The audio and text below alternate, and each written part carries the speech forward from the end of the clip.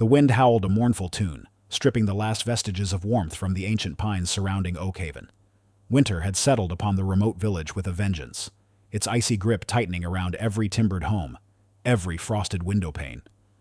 10-year-old Alara pulled her threadbare cloak tighter, her breath misting in the frigid air as she navigated the snow-choked forest path. Unlike the other village children, who huddled by crackling fires, Alara found solace in the quiet solitude of the woods, a place where the whispers of the wind often felt more comforting than the wary glances of the villagers. Her mission today was simple: find anything edible. The village stores were dwindling, and the gnawing ache in her stomach was a constant, unwelcome companion. Suddenly, a sound cut through the drone of the wind, a low, guttural moan, laced with pain. It wasn't the cry of a trapped rabbit or the snarl of a fox. This was something larger, deeper. Her heart pounded, a drum against her ribs, but curiosity, stronger than fear, propelled her forward. Rounding a snow-laden thicket, she stopped dead. There, half buried in a drift, lay a wolf. But not just any wolf. This was a creature of myth, colossal in size, its fur a rich, dark charcoal, now matted with ice and crimson. One leg was twisted at an unnatural angle, and a dark stain spread across its flank. Its breath came in ragged gasps, each exhale a visible cloud of agony. Its eyes, golden and intelligent, were clouded with a despair that mirrored the harshness of the winter. Fear, cold and sharp, pierced through Alara. Tales of monstrous wolves terrorizing Oakhaven were etched into every villager's memory. Stories told by firelight to keep children compliant and adults vigilant. Wolves were the enemy, symbols of the wild, untamed forces that sought to consume their ordered lives. Yet, looking into those dying golden eyes, Alara saw not a monster, but a creature in profound suffering. An inexplicable surge of empathy, raw and undeniable, washed over her, silencing the ingrained warnings.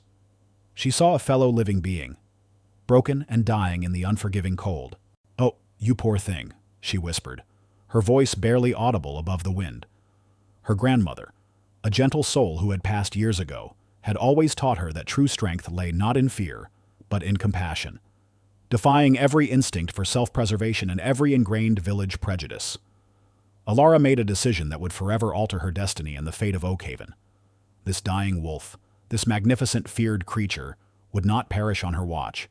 She would save it. Alara knew she couldn't move the enormous wolf, not by herself. Her small hands worked quickly, tearing strips from her cloak to staunch the bleeding on Fenris's flank. The warmth of her own body, though meager, she pressed against his freezing fur, trying to transfer some heat. He whimpered, a low, pained sound, but didn't resist. She spent the rest of the day by his side, whispering reassurances, sharing the last of her dried berries, and clearing away snow from around him. As dusk painted the sky in shades of bruised purple and gray, she knew she had to return to the village before her absence caused an alarm. "I'll be back," she promised, stroking his matted head. "Hold on, Fenris." The next morning, before the first rays of sun pierced the frosty air, Alara slipped out of her family's small cabin. Her father, a gruff but loving man, was still asleep, his snores a comforting rumble. She carried a small bundle leftover stew, a clean rag, and a precious, small bottle of her grandmother's homemade healing salve, a potent mix of herbs known only to their family. The journey back to Fenris was treacherous, the snow deeper, the wind biting harder. Panic pricked at her when she saw the spot where she'd left him, fearing the worst. But then, a faint breath misted the air near a cluster of ancient oaks. He was still there, barely. Days turned into a grueling, secret routine. Every morning and every evening, Alara braved the elements, bringing Fenris scraps of food, changing his makeshift bandages, and applying the soothing salve. Her hands, raw and chapped, worked tirelessly. The forest became her confidant, the rustling leaves and creaking branches her only witnesses. She grew adept at moving silently, her senses sharpened by the constant fear of discovery. But secrets, especially in a small, tight-knit community like Oakhaven, rarely remained hidden for long. Her frequent, solitary excursions didn't go unnoticed. Her father, observing her late returns and the faint smell of damp fur that clung to her clothes despite her efforts, grew increasingly suspicious. "Where do you go, Ilara?" he'd ask, his brow furrowed with concern. "The woods are dangerous, especially now." Old Man Hemlock saw tracks near the edge of the village, bigger than usual. Old Man Hemlock. The very name sent a shiver down Ilara's spine. He was the village elder, a gaunt, stoic figure with eyes that seemed to miss nothing, and a mind steeped in the old superstitions. He preached endlessly about the untamed wild, the evils lurking beyond their protective palisades, and especially the malevolent nature of wolves, creatures of shadow and hunger, always seeking to breach their sanctuary. He was the embodiment of the village's deep-seated prejudice. A man who saw threats lurking in every rustle of leaves, every unexplained shadow. His pronouncements carried weight, his words shaping the fear that kept the villagers vigilant, and, in truth, often narrow-minded. One frigid afternoon, as Ilara hurried back from Fenris, a shadow detached itself from the gloom of the trees. It was Hemlock, his eyes, cold and piercing, fixed on her. "You walk a dangerous path, child," he rasped, his voice like dry leaves. "The forest holds evil. Do not tempt fate." He sniffed the air, a glint of suspicion in his eyes, before turning and disappearing into the swirling snow. Ilara's heart hammered. Had he seen something? Had he guessed? She knew then that her secret, her fragile, hopeful bond with Fenris, was teetering on the brink of exposure, threatening not only her own safety, but the very life of the wolf she was fighting so desperately to save. The days blurred into weeks, a relentless cycle of cold, fear, and quiet triumph. Fenris, as Ilara now consistently called him, was a testament to resilience. The healing salve, combined with Ilara's unwavering care and the wolf's own formidable will, worked wonders. The deep gash on his flank slowly closed, knitting together into a jagged scar, and the twisted leg, though still stiff, began to bear his immense weight. Ilara learned to read his subtle cues, the flick of an ear, the slow blink of his golden eyes, the gentle nudge of his massive head against her hand. He never growled, never showed aggression. Instead, there was a profound understanding that passed between them, a silent language forged in the crucible of shared vulnerability and trust.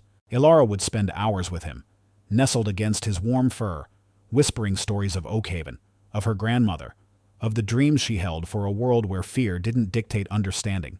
Fenris would listen, his eyes fixed on her, occasionally letting out a soft huff that Ilara interpreted as agreement or comfort. He was not the monstrous predator of the village tales. He was a creature of profound intelligence, gentle and patient, capable of an almost human-like empathy. This stark contrast between the terrifying myths and the gentle reality of Fenris deepened Ilara's conviction that the villagers' fear was born of ignorance, not truth. Her clandestine visits became more daring. She began to bring him larger portions of food, sometimes even pilfering a small amount of dried meat from her family's larder, a risky endeavor that could easily expose her. She justified it by telling herself that Fenris was saving her. 2. In a way, he was a secret keeper, a silent confidant in a world that often felt too small, too rigid. One afternoon, a sudden blizzard descended, trapping Ilara with Fenris. The snow fell in thick, blinding sheets, and the wind shrieked like a banshee. Fear, cold and real, began to set in. Her father would be frantic. The thought of being lost, of freezing to death, was terrifying. Fenris, sensing her distress, nudged her gently, then lay down, curling his massive body around her. His warmth was a living furnace, a shield against the biting cold. Ilara buried her face in his fur, the scent of pine and wild earth filling her nostrils. And for the first time in days, she felt truly safe. She drifted in and out of sleep, protected by the wolf's immense form. When she awoke, the storm had passed, leaving behind a pristine, silent world blanketed in fresh snow. Fenris was awake, watching her. He licked her hand, a rough but tender gesture. It was in that moment, surrounded by the quiet majesty of the snow-laden forest, that Alara understood the true depth of their connection. This was not just a girl and a wolf. It was a bond that transcended species, a silent pact of loyalty and protection. Yet, the shadow of discovery constantly loomed. The village was a small, watchful place. Old Man Hemlock's suspicious glances, her father's worried questions, they were constant reminders of the precariousness of her secret. She knew that if Fenris were ever discovered, the villagers, fueled by their ancient fears and Hemlock's fiery pronouncements, would show him no mercy. And in their blind panic, they might even turn their wrath on her, the girl who dared to defy their sacred traditions. This knowledge sharpened her every move, making her more cautious, more determined to protect the gentle giant who had become her most profound secret. The day Fenris disappeared was etched into Alara's memory with the clarity of a freshly fallen snowflake. It was a crisp, late spring morning. The last patches of stubborn snow were melting, revealing the rich, dark earth beneath, and the first buds were swelling on the branches. Fenris was almost fully recovered, his gait strong, his golden eyes bright with a healthy energy Alara hadn't seen since that first agonizing encounter. Their bond, however, felt stronger than ever. Alara arrived at their secret clearing, her heart light with the promise of a new season and renewed hope. She called his name, a soft, almost imperceptible whisper into the still air. She waited, listening for the familiar rustle in the undergrowth, the gentle thud of his approach. Silence. A cold knot of dread began to form in her stomach. She searched frantically, circling the clearing, calling his name louder this time, her voice tinged with rising panic. There were tracks, large and unmistakable, leading deeper into the forest, away from Oakhaven, towards the untouched wilderness. He was gone. A profound sense of loss, sharp and unexpected, washed over her. It was akin to the grief she felt when her grandmother passed. Fenris had been her secret keeper, her silent confidant, a living testament to the belief that kindness could bridge any divide, even between a human and a feared beast. Tears pricked at her eyes, but she blinked them back. She understood. Fenris was a creature of the wild, and the wild, no matter how much she loved it, could never truly be contained. She returned to the village, her shoulders slumped, her spirit heavy. The villagers, oblivious to the quiet drama that had unfolded, breathed a collective sigh of relief as spring fully arrived and no more wolf sightings were reported. The winter's fear began to recede, replaced by the familiar rhythms of planting and preparing for warmer months. Old Man Hemlock, however, continued to preach caution, his warnings about the shadows in the deep woods never truly ceasing, though his dire predictions of a monstrous wolf terrorizing them seemed to have been unfounded. As the seasons turned, Alara carried the secret of Fenris like a precious, hidden gem. It was a constant reminder of the extraordinary truth she had witnessed, a truth that starkly contradicted the fear-driven narratives of her village. The experience had quietly transformed her. She matured into a young woman with a keen understanding of the natural world, spending hours observing the subtle shifts in the forest, learning its secrets. She developed a quiet defiance of narrow-mindedness, a deep-seated empathy that extended beyond human boundaries, and an unwavering belief in her own intuition. Her father, still concerned by her solitary nature, but seeing her growing self-reliance, gradually stopped questioning her excursions. He attributed her deep connection to the woods to her grandmother's legacy, a connection he respected, even if he didn't fully understand it. Alara became a skilled herbalist, her touch gentle and her knowledge of remedies profound, a legacy also inherited from her grandmother. She was respected in Oakhaven for her healing abilities, yet a part of her remained distant, forever linked to the silent promise of the wild, a promise embodied by the magnificent wolf she had saved. The memory of Fenris, a powerful and gentle presence, lingered in her heart. A silent whisper that someday their paths might cross again, setting the stage for events she could not yet fathom. Years wove their invisible threads through Oakhaven, spinning the 10-year-old girl into a woman. Ilara, now 20, moved with a quiet grace, her hands skilled in the ancient art of healing. She was respected in the village, her remedies sought after for everything from fever to fractured bones. Yet, despite her growing reputation, a subtle air of solitude still clung to her. She had never forgotten Fenris, nor the profound lessons the wild had taught her. She often found herself gazing towards the deep woods, a silent question in her heart, a faint echo of the bond she once shared. The summer of her 20th year, however, brought a chill that had nothing to do with the weather. It began subtly, with whispers. A farmer's prize pig, gone.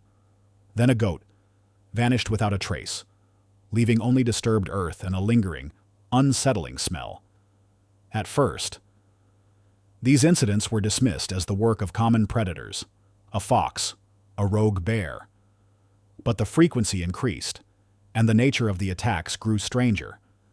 Livestock weren't merely killed, they disappeared entirely, as if swallowed by the earth. Fear, that old, familiar companion of Oakhaven, began to creep back into the villagers' hearts. It was a primal, insidious fear, amplified by the unsettling unknown. The murmurs grew louder, turning into hushed conversations in the village square, then into anxious debates around communal fires. The livestock losses were significant, threatening the village's already fragile sustenance.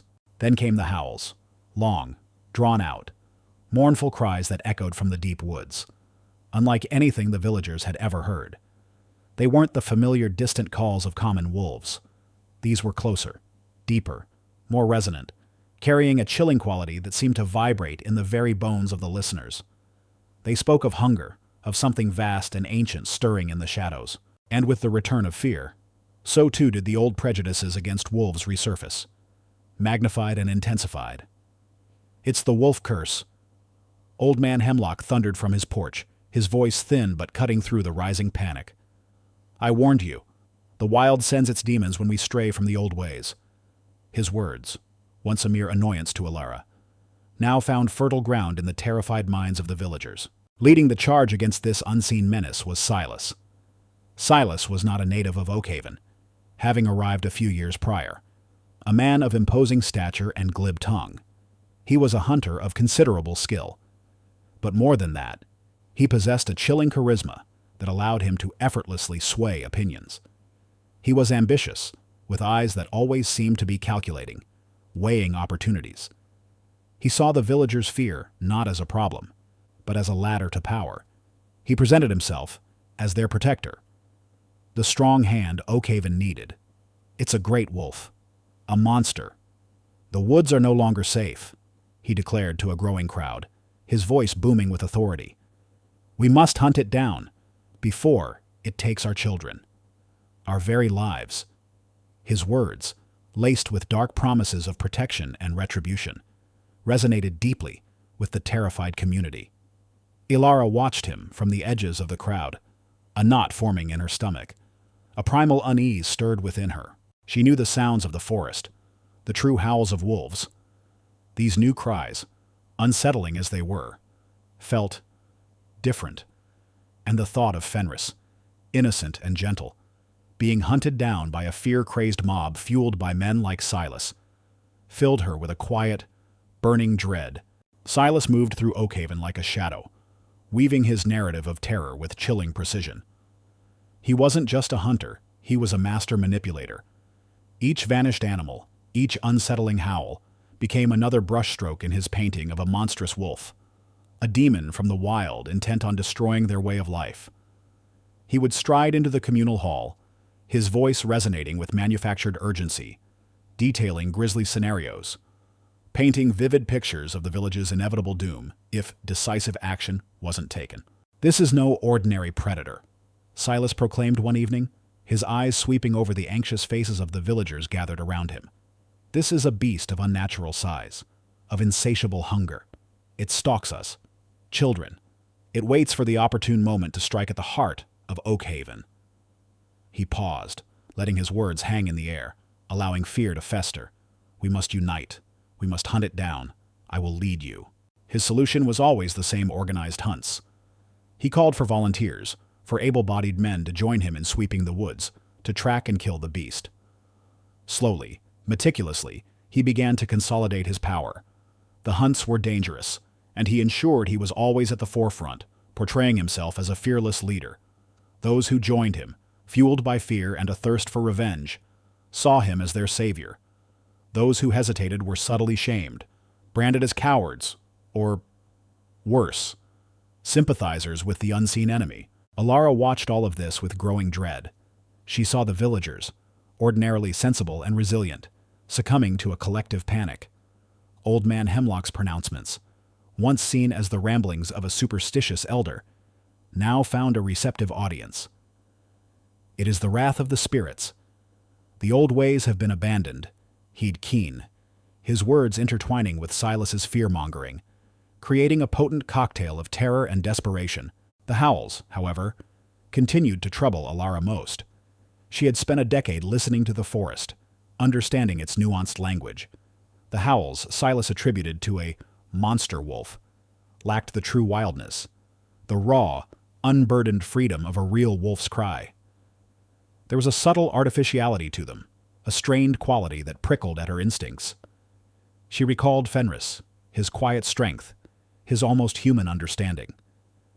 The idea of him, or any wolf, being the cause of such calculated terror felt fundamentally wrong. She tried to speak out, to inject a voice of reason into the escalating hysteria. Wolves don't just make things disappear, she stated quietly during a village meeting, her voice trembling slightly but firm. They hunt for food, yes, but these disappearances, these specific sounds, it doesn't fit their nature. Her words, however, were met with skepticism and veiled hostility. A few villagers scoffed openly. What would a healer know of hunting? Alara. Silas interjected smoothly, a dismissive sneer playing on his lips. This is not about herbs and poultices. This is about survival. Her attempts to calm the villagers only seemed to deepen their suspicion of her. Her solitary nature, her known affinity for the woods, even her grandmother's unconventional wisdom, were now twisted into reasons for distrust. She's too close to the wild, someone whispered, a sentiment that quickly spread. Alara felt a chilling isolation descend upon her. She knew, with a certainty that gnawed at her soul, that something was terribly amiss. Something far more sinister than a simple wolf attack. But with Silas tightening his grip on the village's fear, and the community turning a blind eye to logic, she was truly alone in her growing conviction. The stage was set, not for a hunt, but for a deception. And Alara knew she had to uncover the truth before Oakhaven was consumed by its own manufactured terror. The air in Oakhaven grew thick with a palpable tension. Silas's hunts, though relentless, yielded no monster wolf, only deeper frustration and a spiraling sense of panic. The disappearances continued, and the haunting howls persisted, always just beyond the reach of the hunting parties. Alara, however, couldn't shake the feeling that Silas was intentionally avoiding certain areas, guiding the villagers away from something specific in the vast wilderness. Her unease gnawed at her, transforming into a quiet resolve. She knew she couldn't simply stand by while her village succumbed to a fear that felt fundamentally wrong. One particularly dark and blustery night, a sound cut through the oppressive atmosphere that made Alara's blood run cold. It wasn't the unsettling howl, it was the shrill, desperate cry of a child. Young Finn, the miller's 5-year-old son, had wandered off into the woods at dusk, chasing a stray lamb. A frantic search had begun, led by Silas, but as the hours stretched on and the storm front rolled in, hope dwindled. Alara, armed with her knowledge of the forest and a gut feeling that time was running out, knew she had to act. Ignoring the pleas of her father and the warnings of the villagers, she grabbed her emergency satchel, filled with salves, bandages, and a small, sharp knife, and plunged into the darkening woods. The wind whipped around her, tearing at her clothes, and the snow, now falling in earnest, began to obscure her path.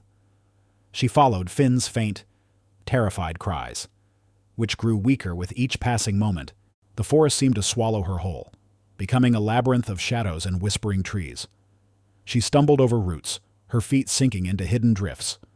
Suddenly, the cries ceased. A chilling silence descended, broken only by the wind. Panic seized her, a cold dread that squeezed her heart. She pushed forward, faster now, desperate. Then she saw it. In a small clearing, illuminated by a sliver of moonlight breaking through the clouds, was Finn, huddled against the base of a massive oak, whimpering. But her gaze was immediately drawn to what stood over him. It was a creature unlike anything she had ever seen. Larger than any wolf, with a lean, sinewy build and eyes that glowed with an eerie, predatory light in the dimness. It wasn't a wolf. It was something exotic, powerful, and utterly terrifying. Its jaws parted in a snarl, ready to strike. Just as the beast lunged, a blur of dark fur erupted from the deeper shadows. A colossal wolf, its fur the color of night, slammed into the creature with bone-jarring force. The beast shrieked, a sound of surprise and pain, as the wolf engaged it in a brutal silent struggle. Alara watched, transfixed and terrified, as the two massive animals became a whirlwind of teeth and claws. The wolf, despite its immense size, moved with an agile ferocity she had never witnessed. A primal power unleashed. A gasp escaped her lips as the moonlight glinted off the wolf's dark fur, revealing a distinct, jagged scar on its flank. Fenris. Her heart soared, a mix of relief and profound awe. He was real, he was here, and he was fighting for them. The battle was fierce, but Fenris, driven by an almost superhuman strength, eventually gained the upper hand, forcing the strange beast to retreat, whimpering, back into the darkest parts of the forest. Fenris turned, his golden eyes, piercing and familiar, meeting Alara's. There was no aggression, only a silent recognition, a deep intelligence that mirrored the bond they once shared.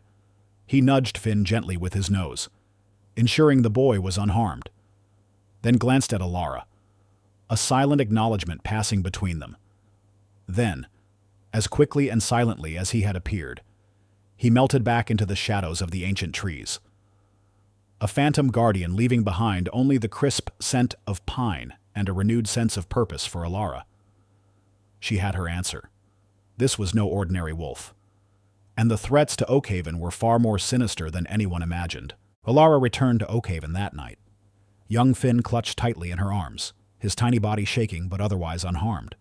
She told her story, breathless and urgent. The strange, monstrous creature, the sudden appearance of the massive wolf. Fenris, who had fought it off. She expected disbelief, perhaps even anger, but the response was far worse dismissal. Alara, child, you were distraught, her father said gently, his eyes filled with relief at Finn's safe return, but clouded with concern for her mental state. The darkness plays tricks on the mind. Finn was lucky, and Silas's men were closing in. Old Man Hemlock, ever present, cackled dryly. See, the wild itself is confused. One demon fighting another. It only proves the depths of the darkness out there. Child, do not try to make sense of it. Silas, however, was the most artful in his dismissal. He clapped Alara on the shoulder, a condescending smile on his face. A brave deed, Alara, venturing out like that. But the mind in panic sees what it wishes. A wolf is a wolf. No matter how grand you recall it from your childhood fancies, the important thing is Finn is safe, thanks to the vigilance of the hunting parties. He then smoothly pivoted, using the near tragedy to further his agenda. This only proves how close the beast is. We must double our efforts. No one is safe until this menace is eradicated. His words, delivered with a practiced gravitas, resonated deeply with the fearful villagers. Alara's detailed account of a non-wolf creature and Fenris's heroic intervention was easily swept aside, drowned out by the rising tide of panic and Silas's unwavering conviction. She felt a profound sense of isolation, her truth swallowed by their collective fear.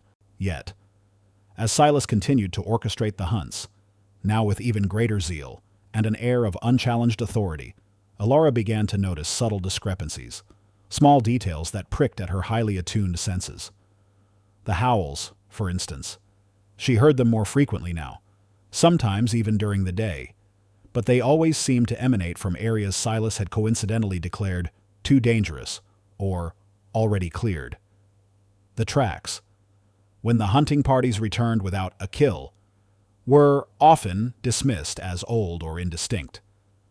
But Alara's keen eye, trained by years in the wilderness, sometimes caught faint impressions of paws far too large for any known wolf in the region, and distinctly different from Fenris's noble print. More disturbingly, she noticed Silas's sudden prosperity. He began to wear finer clothes, and he seemed to have an endless supply of newly minted tools and hunting gear. Despite the village's struggling economy, he spoke vaguely of investments and successful ventures outside Oakhaven, but Alara's instincts screamed otherwise. The pieces didn't fit. The monster wolf seemed to be an elusive, almost convenient enemy, one that served to increase Silas's power and wealth, rather than diminish it. A cold, hard realization began to set in.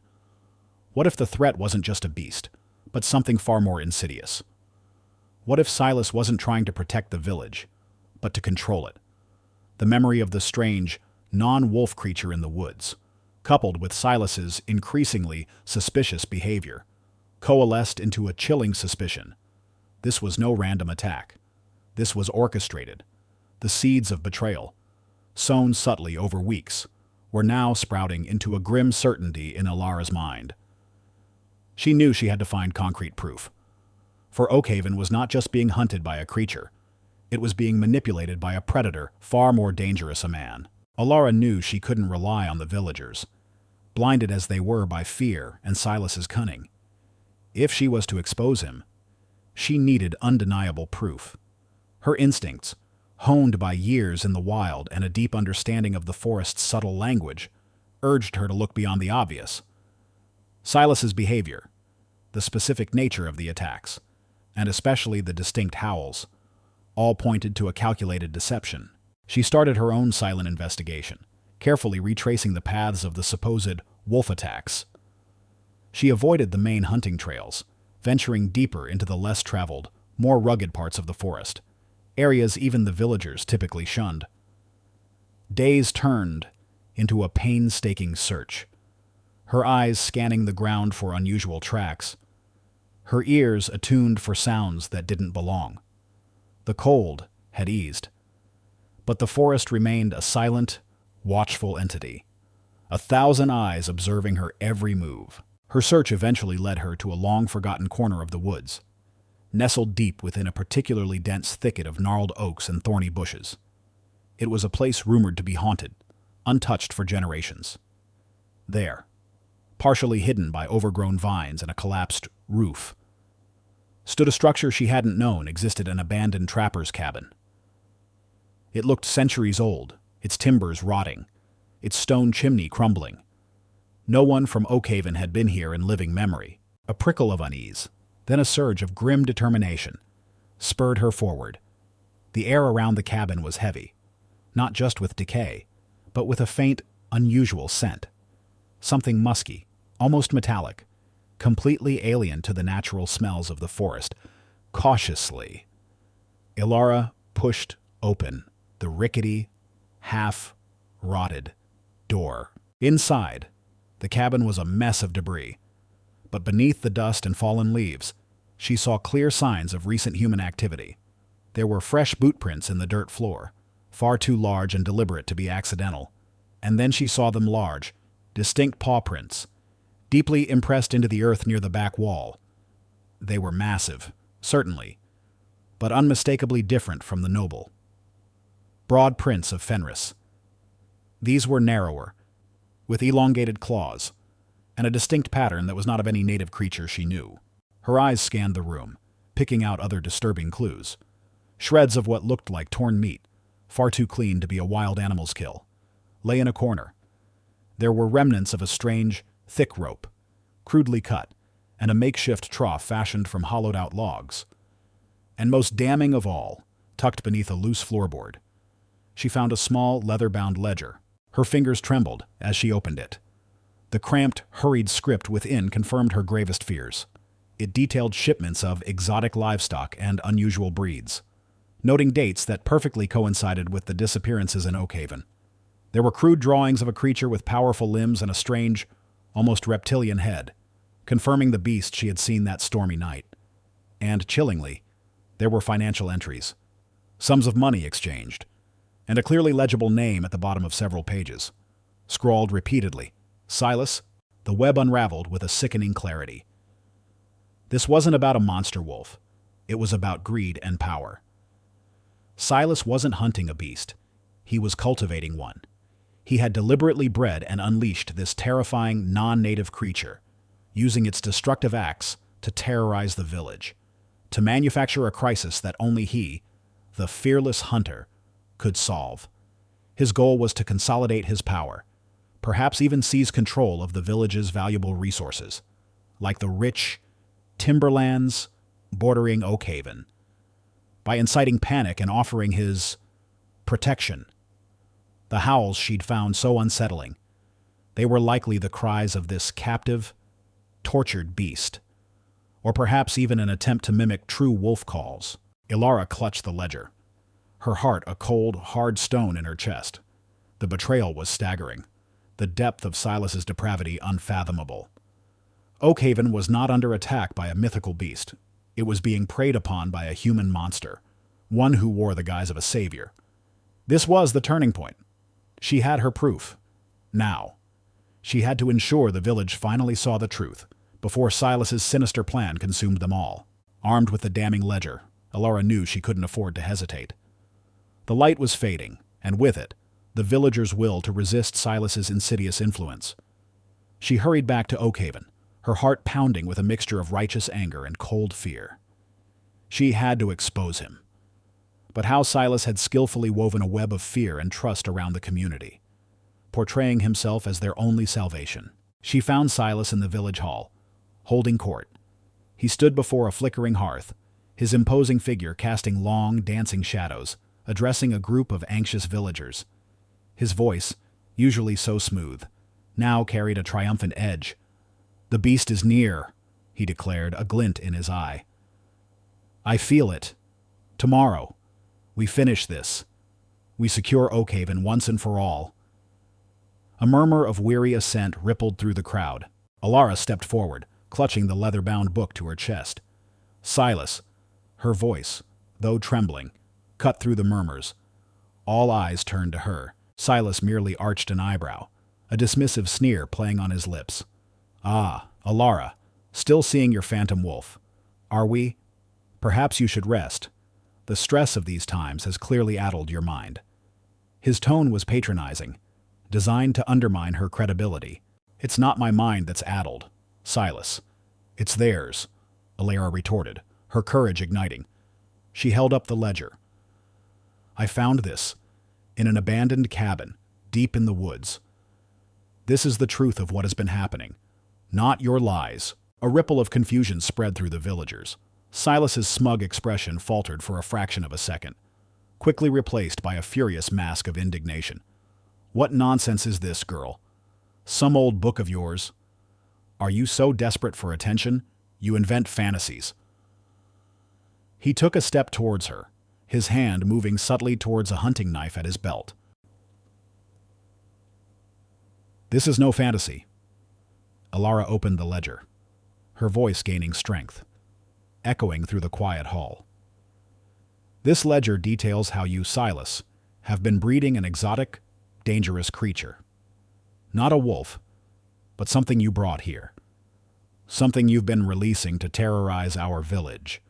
She pointed to the detailed entries, the crude drawings.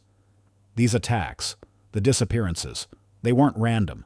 They were orchestrated by you to create panic, to make yourself seem like a savior, so you could seize control of our village's valuable resources, Our timberlands. Silas roared with laughter, a booming, false sound that made some villagers flinch.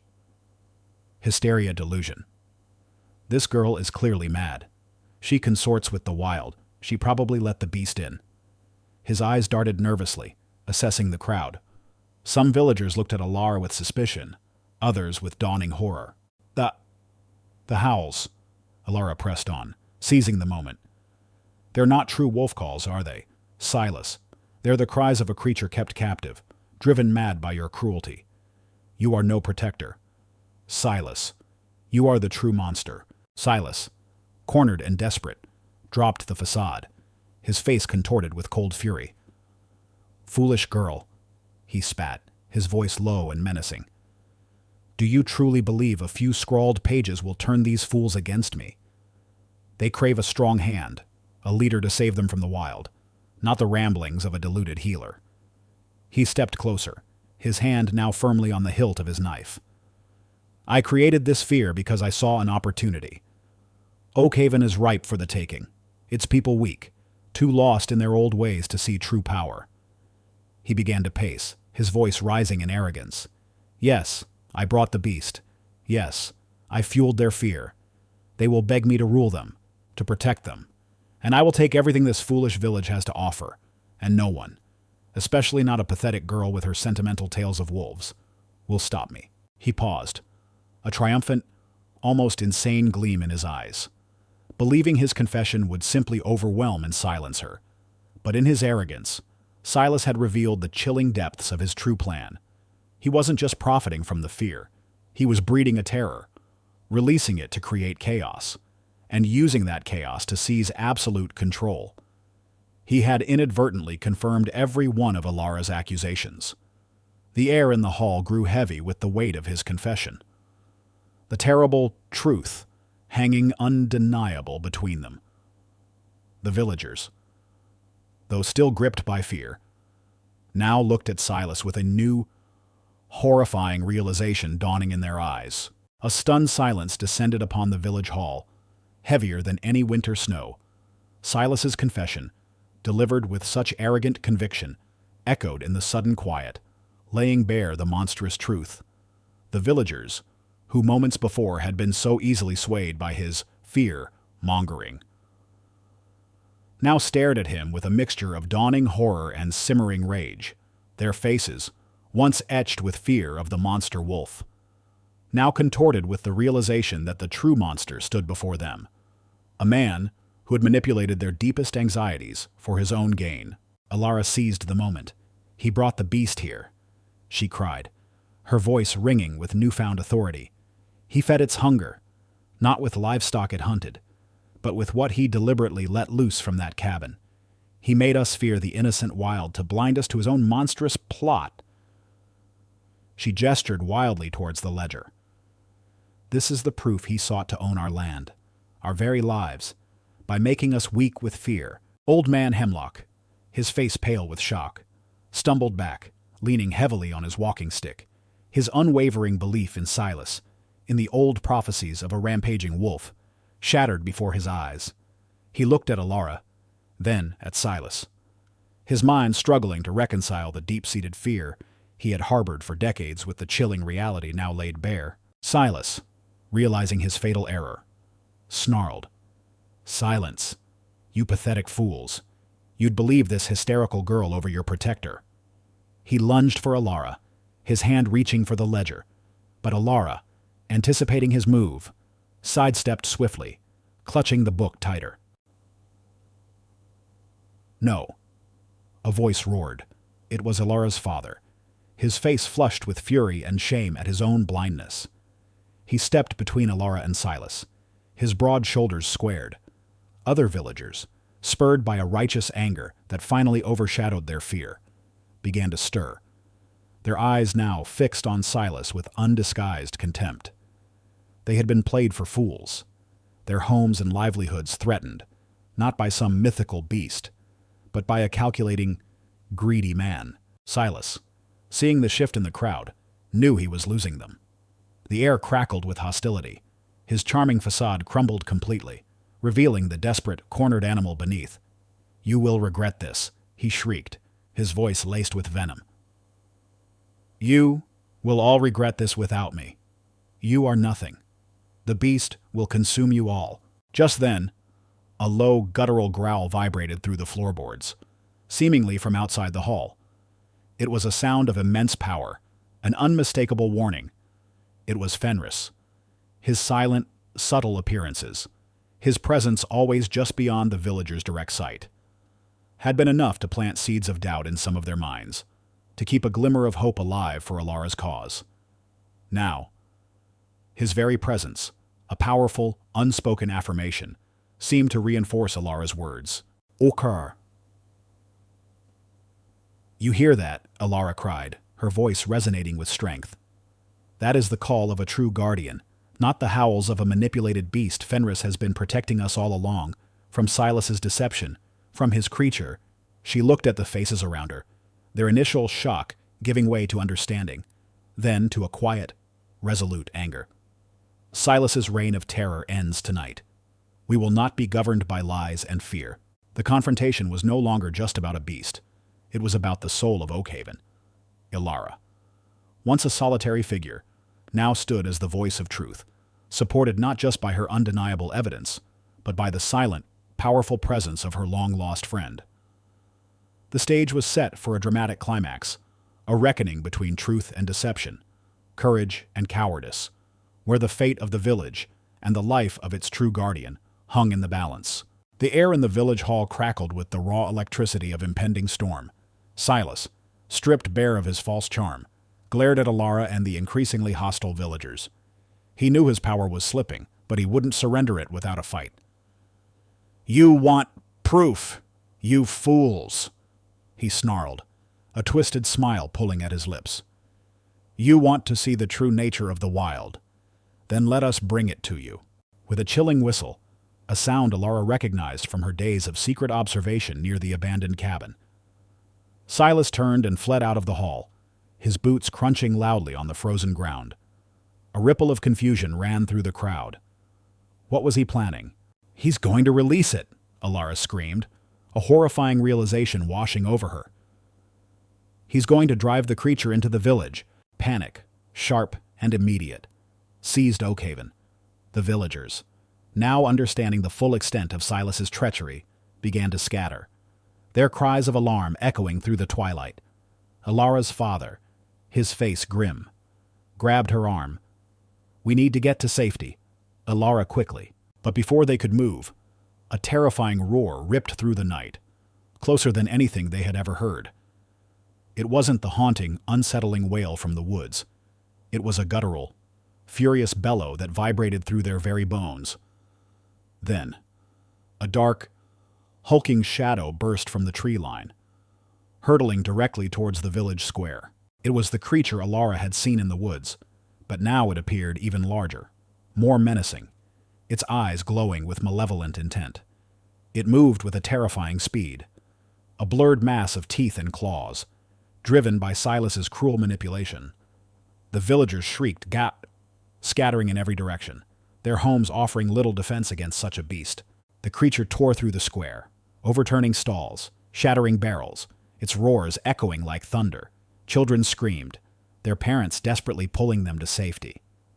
And then, in a terrifying moment, the beast cornered a small group of villagers near the well, among them Alara's own father. His face, usually so strong, was etched with pure terror as the creature lunged, its jaws snapping. Time seemed to slow.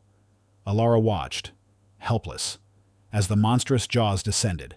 It was a moment of utter despair, the culmination of Silas's evil plan. All hope seemed lost. The beast was here, unleashed, and Oakhaven was truly at its mercy. This was the terrifying proof Silas had promised, the final brutal act of his domination. But just as the beast was about to strike, a guttural snarl, deep and resonant, exploded from the shadows. It was a sound of fury and raw power, the sound of an ancient protector finally revealing himself. From the dark alleyway between the communal hall and the blacksmith's forge, a massive, charcoal-furred shape launched itself into the fray. Fenris, he was a blur of magnificent power, a force of nature unleashed against the engineered terror. He slammed into the beast, knocking it off balance, his golden eyes blazing with an unwavering resolve. The villagers, frozen in their terror, watched in stunned silence. The monster wolf they had feared for so long was here, not as a destroyer, but as their unlooked-for savior, arriving at their darkest hour to fight for their very survival. Their collective gasp of realization mingled with the roars of the battling beasts, as the true nature of their guardian, and the full extent of Silas's monstrous deception, finally became undeniable. The village square became an arena, illuminated by the pale, indifferent moon and the flickering light from scattered torches. The two massive creatures clashed with brutal force, a terrifying dance of tooth and claw. Silas's beast, a grotesque amalgamation of raw power and unthinking aggression, shrieked and snarled, driven by a primal hunger and the lingering scent of fear. But Fenris, the magnificent charcoal wolf, moved with a controlled ferocity, his every action precise, purposeful. His golden eyes blazed with an ancient wisdom and an unwavering loyalty, reflecting the years of quiet guardianship he had provided from the shadows. The villagers, previously paralyzed by terror, began to stir, their fear slowly giving way to a dawning comprehension, then to a profound sense of awe. They watched Fenris fight, not with the blind rage of a monster, but with the focused determination of a protector. He was large, yes, but majestic. His movements fluid and powerful, a stark contrast to the ungainly, lurching attacks of Silas's abomination. Each time the beast lunged, Fenris met it head-on, deflecting blows, snapping at its exposed limbs, herding it away from the trapped villagers. Alara's father, freed from immediate danger by Fenris's intervention, scrambled to his feet, his eyes wide with disbelief and dawning respect. He looked at Alara, then back at the battling wolf, and a silent apology, an acknowledgement of his own past prejudices, passed between them. But Silas's beast was not easily subdued. It was powerful, resilient, and fueled by a wicked strength. It managed to rake Fenris across his shoulder, drawing a grunt of pain from the mighty wolf. A fresh crimson stain bloomed on Fenris's dark fur, mirroring the old scar on his flank. Alara cried out, her heart clenching. He was fighting for them, for a village that had once reviled his kind. "We have to help him," Alara yelled, her voice cutting through the chaos. She grabbed a discarded wooden plank, her mind racing. It's not just his fight, it's ours. Inspired by her courage, and shamed by their earlier inaction, the villagers began to move. Old Man Hemlock, surprisingly, was among the first. "She's right," he rasped, his face transformed by the revelation of Silas's evil and Fenris's heroism. "This demon is Silas's doing. The wolf. The wolf is our guardian." A makeshift militia formed. Farmers grabbed pitchforks, woodsmen wielded axes, and women clutched heavy stones. They understood now. Fenris was not the enemy. He was the symbol of truth and natural justice. Their fear of the wild had been manipulated, their trust betrayed. Now, united by a common enemy. They fought not just for their lives, but for the very soul of Oakhaven. Silas, who had been watching from the shadows, confident in his beast's victory, shrieked in outrage as he saw the villagers turn. His grand plan was crumbling. He rushed forward, attempting to distract Fenris, to command his creature, but it was too late. The beast was solely focused on the battle with Fenris, and the villagers were now focused on him. Fenris, despite his wound, fought with renewed vigor. Now knowing he was not alone, he delivered a powerful bite to the creature's neck, forcing it to stagger back. The beast whined, finally showing signs of genuine fear.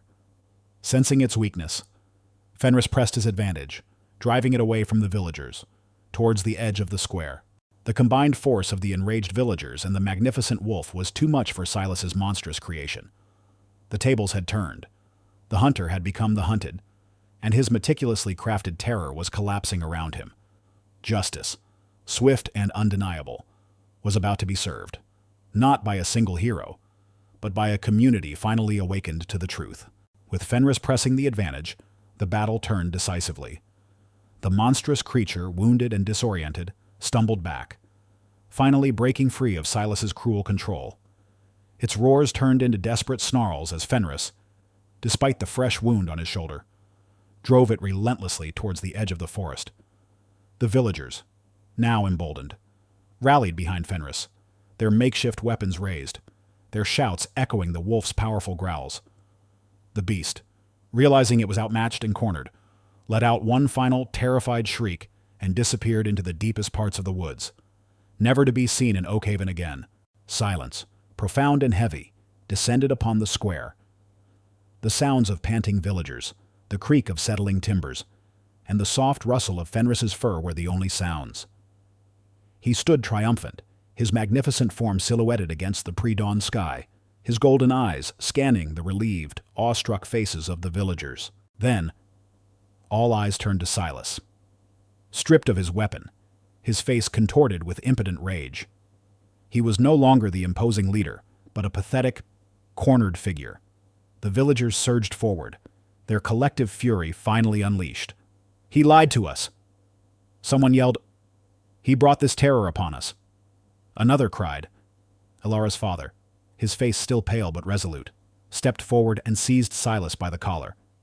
"You betrayed us. Silas, you used our fear, our trust, to threaten everything we hold dear." "Decide," Silas spat, defiant to the last. "You fools, you'll regret this without me. You are nothing." But his words held no power now. The villagers, who had once hung on his every word, now saw him for what he truly was, a greedy, manipulative parasite. They dragged him, not to a quick, violent end, but to the old, unused stockade, where he would await justice. The punishment for his crimes, decided by the newly unified village council, was to be banishment from Oakhaven forever. Cast out into the wilderness he so cruelly tried to exploit, stripped of all his ill-gotten gains.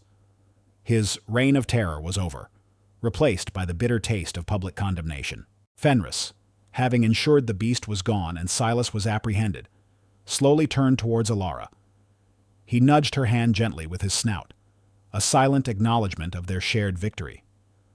The villagers watched, mesmerized, as the feared wolf lowered his head in a gesture of profound trust and respect to the young woman who had saved him years ago.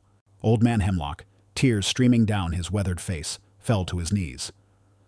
"The prophecies, the stories, all twisted by fear," he choked out, his voice hoarse with remorse. He was not a demon, but a guardian. And we, in our blindness, almost destroyed him. The village, through its collective experience, had learned a harsh but vital lesson. Their fear had been a tool for manipulation, their prejudice a blindness that almost cost them everything. The dawn broke over Oakhaven, painting the sky in hues of orange and pink. It was a new day, not just for the village, but for its people. Fenris, once a creature of whispered nightmares, was now revered. He was their silent guardian, the powerful symbol of courage, loyalty, and the surprising truth found when one dares to look beyond fear. The experience had shaken Oakhaven to its core, but in doing so, it had shed the shackles of old prejudices, opening its heart to a new era of understanding and respect for the natural world. Fenris, though wounded, made a swift and remarkable recovery under Alara's careful tending. He chose not to vanish entirely back into the deep wilderness, as he had years ago. Instead, he became a silent, revered presence, a spectral guardian of Oakhaven. He was rarely seen, but his occasional, magnificent appearances, a fleeting shadow at the edge of the forest. A deep, resonant howl heard only when true danger neared were enough to remind the villagers of his unwavering loyalty and their collective responsibility to the natural world. He was the living embodiment of their hard-won lesson that true monsters often wore human faces, and true saviors could emerge from the most unexpected and once feared places. Alara, once a quiet, solitary figure, now stood at the heart of Oakhaven. She was no longer just a healer, but a celebrated figure, a bridge between humanity and nature. Her wisdom, once dismissed as youthful fancy, was now sought after. She guided her village towards a more enlightened future, advocating for sustainable practices, teaching the younger generation respect for the forest, and ensuring that the painful lessons of Silas's betrayal were never forgotten. The timberlands, once coveted by Silas, were now managed with care, their resources shared equitably, a testament to the village's newfound integrity. The story of the young girl who saved a dying wolf, and how that wolf, years later, returned to expose a betrayal and save the entire village, became a legend. It was told around firesides, whispered to children, and passed down through generations. It was a testament to the enduring power of kindness, the unwavering strength of resilience, and the undeniable truth that justice, though sometimes slow, always finds its way. The bond between Alara and Fenris, a girl and a wolf, became the bedrock of Oakhaven's new identity, a symbol of harmony and understanding between two worlds that had once been divided by fear. Oakhaven, shaken to its foundations by the events, emerged stronger, wiser, and more united than ever before. The scars of betrayal healed, replaced by a deep-seated respect for truth and an appreciation for the subtle, powerful forces of the wild. Under the watchful, golden eyes of its silent guardian, and guided by the compassionate heart of its healer, the village thrived, forever changed, forever grateful for the unexpected redemption brought by a bond forged in secrecy and tested by fire.